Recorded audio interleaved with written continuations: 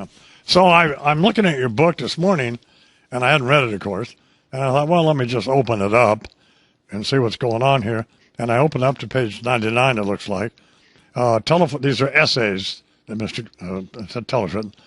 And it's a telephone conversation with Gilbert Gottfried. And I asked you if it was true, and you said it was. Word for word, yeah. Gilbert's a good friend of mine, and we've been good buddies actually since he had his appendicitis that then burst into peritonitis because he was too cheap to call 911. If you want to know how cheap Gilbert is, he thought it was too expensive to call 911, so he passed out on his floor. And then he was in the hospital for quite a while, and I used to go visit him a lot. We became very good friends, and I just love him. I think he's the funniest guy alive. And he is the voice of Affleck, right? Not any longer. Well, no, not. Oh, they that's fired right. his ass after the Japanese thing, after all the tsunami. Oh, that's right. And, it was really, everybody talks about how insensitive his jokes were, and they don't understand that Twitter is time-stamped. And he made those jokes before it was that bad. And then, of course, Aflac has a lot of their business over in Japan, and they just fired him and got someone to do an impersonation of him a lot cheaper. So there's a little bit of cynicism on the other side, I think. Well, yeah, but still, that's not cool. Having been down that road, except I deserve to be fired. He probably didn't. So, it's 19 till the hour. Mr. Gillette's book is entitled "Every Day is an Atheist Holiday," and I said that I was somewhere between being an atheist and an agnostic. We don't have a name for that. But. Well, actually, they answer just two different questions. Agnostic just means, can it be known? An atheist talks about whether you believe. And I believe, like my fundamentalist friends, that belief is an active thing. So if you don't know and you don't actively believe, I hate to tell you this, I believe you're an atheist. Really? Yeah. Why are you? I am, I think, because I read the Bible.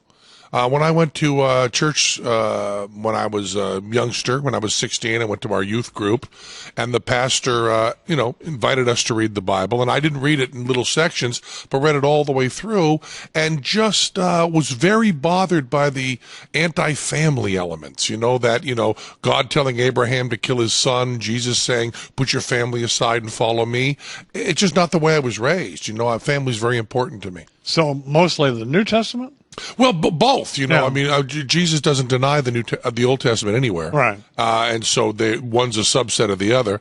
But I don't like any group that says your family is less important than us. Yeah. That's a sign of bad thinking, I think. I wrote a novel years ago about a guy an evangelist who thought he was the literal brother of Jesus, called God's of the Son, and so then I took it upon myself to at least read the Gospels. Uh-huh. And in the King James Version, they in the introduction, sort of, they caution you that before you read these accounts of the life of Jesus, who were, by the way, were all written between 70 and 90 years after he died, that you have to accept them on faith. Exactly. So. And what interests me is you've got 70 to 90 years, in some cases 300 years written after, and yet we have electronic media and recordings of Elvis Presley. And even 10 years after Elvis was dead, people were saying stuff like, Elvis didn't do no drugs. He didn't do no drugs. Yeah. And if things can change that much in our modern life in terms of rumors, when you have most people, no electronic media, and most people not writing, it seems like you could get some inaccuracies creeping in. Elvis didn't do no drugs. Have you ever been to Graceland? Oh, I have to. Yeah. I'm an American. They do not have a sense of humor there, the tour guide. They don't, no. And they also say, I love this, Elvis picked out all this furniture himself in 20 minutes. Yes, he did. Yes. That is the least extraordinary claim I've ever heard. Even a skeptic like me goes, 20 minutes? Yeah, he did that himself. I like the carpet on the ceiling of the yeah. of the jungle room. I never thought of that. Yeah. And then I asked him where I said, how come the suits that they have all in the cases, don't go from when he weighed 170 pounds to when he weighed 320? And they don't think that's funny. It's not funny now, by the way. Did you ever meet Elvis? No. You never did? No, I never did. No. So the only rock and roll guy I know, I know two of them. A Little Richard. Well, yeah. And who actually recorded a song for me in an album I did. and Jerry Lee Lewis. You got two of the best. We were having a discussion. You should probably join in on this of who. Now, both things have to be considered. All right. Longevity of career and level of fame. Who is the craziest person to be in the public eye? Oh. Now, Little Richard is a contender, I will tell you. Jerry Lewis a contender? Who do you think? Who do you think went a good... Are you talking about rock and roll people?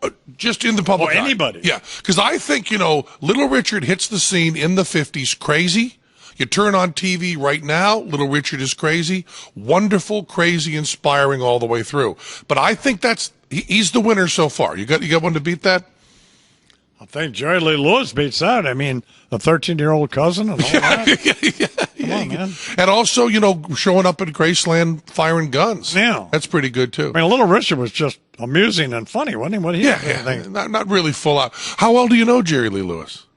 Well, not about as well as I know you. Okay. Maybe actually a little bit better, but not much. I remember going to see Jerry Lee Lewis with Teller, and he walked out on stage, Jerry Lee Lewis, and Teller turned to me and said, "Oh, I would not argue with him over a parking space." Well, we had him on when I was at MSNBC, and I was talking to him about that famous, iconic photograph of Elvis just sitting at the piano. And standing behind him is Jerry Lee, Johnny Cash, and it's Carl Perkins again? The $1 Million Quartet, yeah. And so I said to Jerry Lee, I said, did you wonder in that photograph why they had Elvis sitting at the piano? He said, I asked Elvis that, and Elvis said, anybody can play the piano. So, but he was so fragile when we interviewed him. Really? And then when he walked over, he had a full band with him. When he walked over to sing, oh, God, he kicked the jams out. So, yeah, I mean, that was one of the finest rock and roll shows I ever saw, and that was in the '80s, and Jerry Lee was already a little bit on the old side, and he still kicked it out. Did you happy with the election, the way it turned out, presidential election? Well, I didn't really have a dog in that fight. I'm a libertarian. I know you are. And I what I care about is I would like to be killing fewer people, and I would like more freedom for Americans, and neither of them were pushing that agenda at all. Amen. How long have you lived in Las Vegas? I've been living there since '92 and playing full-time at the Rio for 11 years. We love it. I just love living in Vegas. Oh, so you guys do a show there all the time? All the time. Yeah, we are in the conveniently named Penn and Teller Theater. It would be so humiliating if it was the David Copperfield Theater. Or Celine Dion. Oh, yeah, I know. But we're in the Penn and Teller Theater. Are you married? Yes, I am. How long have you been married? Oh, boy, I have to figure this out. 8 years. Okay. 8 years. Yeah, and you're happy, I guess? Very happy. And I have 2 children who are 6 and 7.